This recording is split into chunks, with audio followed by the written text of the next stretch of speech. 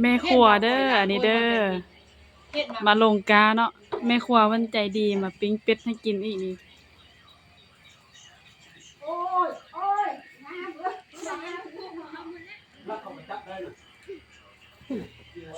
ก็บ่ฮู้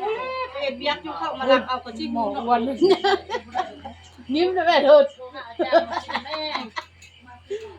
สมาเราบ่ได้กินแต่เกินมื้อเลยกับปิ้งเป็ดมาถ้าบ่ได้กินซะ แปลงรถบ่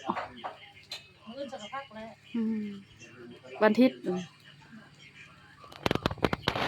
ยิ้มเด้อจังแซ่บเด้อปิ้งเป็ดเด้อสมัยจังเฮาสิกินฮู้ซิ่งบ่ซดเยอะ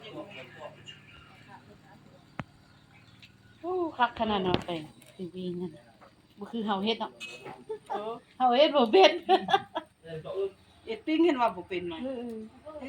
ดำคลื้ออยู่แท้ตัวจิ๋วหอนเผาเข้ามือปุ๊บปั๊บเข้าซุกเลยอันนี้เนาะยังจักตบอ่ะอ้าวอันยังซี่อันสุกกับแม่บันนี่เฮอน่ะเอาเฮอ5ตัวเดี๋ยว6ตัวบ่ วิถีชีวิตแบบบ้านๆหมดทุกคนเลย อันแม่เพิ่นนิ่งเฮอพัทยาตัวนึงภาคใต้ตัวนึงจากเฮียเด้จากใต้เด้ประเข็มไร บรรยากาศอยู่ให้อยู่นา จ้องไว้อัน กินแบบง่ายๆสบาย ผู้นึงแม่นึงละย่าเฮาตัวผู้ต้องส่งอันหัวอันคุยสุขางอยู่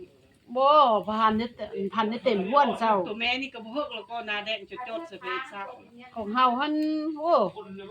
ยังมันได้เต็มห้วนได้ค่ะได้แต่เป็ดขาวเบิดนี่เนี่ยเป็ดอีเล่เฮาเป็ดเบิดน้ำเฮากันเลี้ยงมื้อนึงมั้ยเขาได้เนี่ยเป็ดอีเล่กินน้ำเดียวบ่เทื่อทุกมีกัน มาเด้อมากินนำกันเด้อหมดทุกคนเด้อ ประเด็นจะก็ยังไม่อยู่ได้หมดพวกเรากันมีใกล้น้อยกัน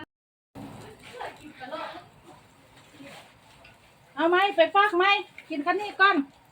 อัดปิ้งอยู่นี่แม่เอาจาน